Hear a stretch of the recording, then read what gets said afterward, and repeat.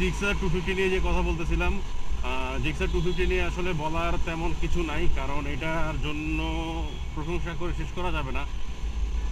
Last কিছুদিন আগে একটা লং রাইডে বের হয়েছিলাম, চিটাগাংয়ে গেছি, বান্দরবন গেছি। বান্দরবনে যদিও হিল ট্র্যাকে যাই নাই, তারপরও যতটুক যাওয়া হয়েছে এর পারফরমেন্স বলে বোঝানোর মতো না।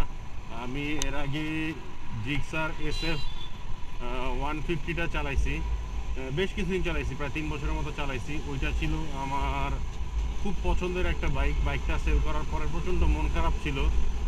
একটা স্বনামধন্য হায়ার সিসি বাইক আমি অর্ডার করছিলাম, তাদের আসলে কমিটমেন্টের কারণে আমি বাইকটা শেষ পর্যন্ত অর্ডার ক্যান্সেল করে দিয়েছি, ওই বাইকটা নেই নাই।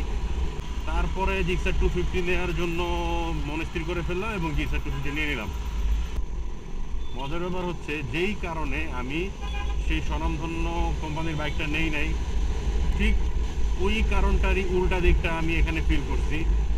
বাইকটা অর্ডার করা লাগে নাই, বাইকে জাস্ট আমি টাকা নিয়ে গেছি, আমি বাইক নিয়ে বাসায় আসছি। মানে এর থেকে বড় ফিলিংস আর কিছু হতে পারে না, এবং কাস্টমার স্যাটিসফ্যাকশন আর কিছু হতে পারে না। এটা হচ্ছে আলটিমেট কাস্টমার স্যাটিসফ্যাকশন। এই পারফরমেন্সের কথা বলে আসলে শেষ করা যাবে না, কারণ এটা খুব হাই পারফরমেন্সের একটা বাইক। আর এর যেই একটা পাওয়ার, ওরে হাইওয়েতে মোটামুটি আপনি ডমিনেট করবেন। মাইলেজের কথা যদি বলি, আমি চিটাগাং যাওয়ার আগ পর্যন্ত বাইকটা চলছে মোটামুটি 350 থেকে 400 কিলোমিটারের মতো। তারপরে ইঞ্জিন অয়েলটা ড্রেন দিয়ে আমি বান্দরবনের উদ্দেশ্যে রওনা দিয়েছিলাম। যদিও হিল ট্র্যাকে যাওয়া হয় নাই, তবে হাইওয়ের একটা ফিল পাইছি। দুজন দুইটা জিক্সার 250, স্পিড লিমিট রাখছিলাম আমরা 75 থেকে 80-র মতো যাওয়ার সময়। তখন RPM মেনটেন করছি আমরা 5000, ম্যাক্সিমাম 6000।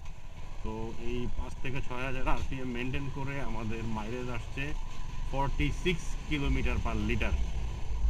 এইটা অবিশ্বাস্য কিনা বা কেউ বিশ্বাস করবেন না কিনা জানি না, কিন্তু আমরা পাইছি।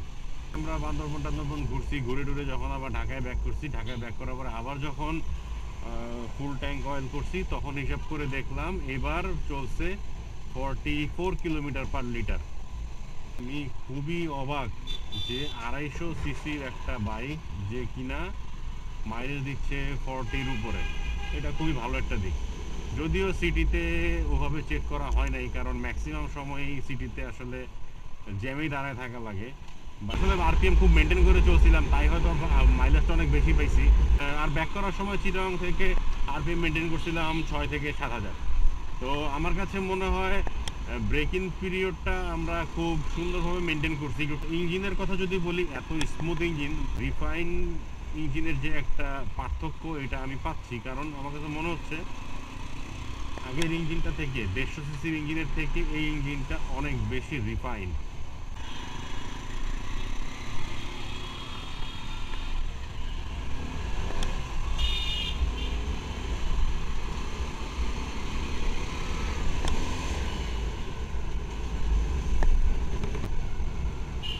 এটার মজা এইটাই, মানে যে কোনো জায়গা থেকে আলহামদুলিল্লাহ আপনি খুব সুন্দরভাবে বের হয়ে যেতে পারবেন। এই না আবার কি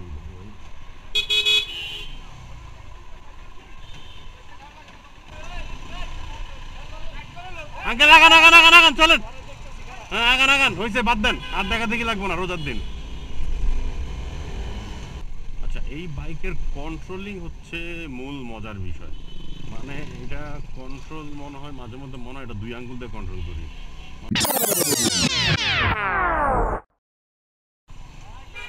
ডান বাম মাঝ মানে কোনো দিক দিয়ে বাদ নাই এই অটোওয়ালাদের।